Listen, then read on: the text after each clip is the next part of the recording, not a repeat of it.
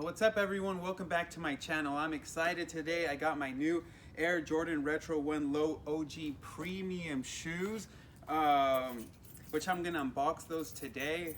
Got pretty excited when I heard that these came out.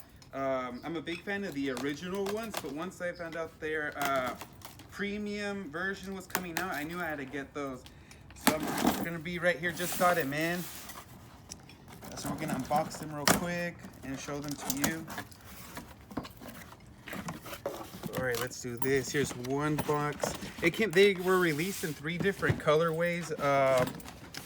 One was an all white with vachetta. It's like a khaki color, and the other one's a black and white one. And then there's an ice blue version as well. So right here, here's the first pair.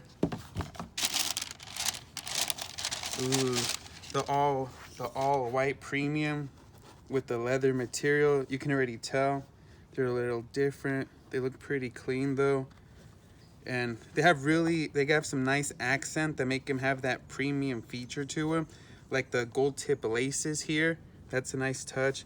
The vachetta colored leather accents here as well. Overall, it does look like a premium shoe. The leather feels better on these ones.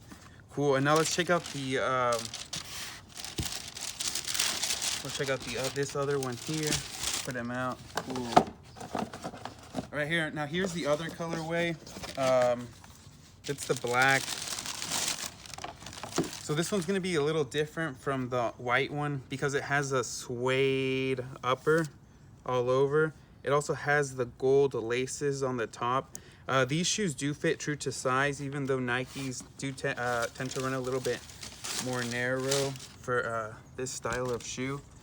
So here's the other two as well. The other colorway is an all ice blue, but it also does have the suede material. And as you can see, this one, it has the vachetta leather accents as well on here and on here.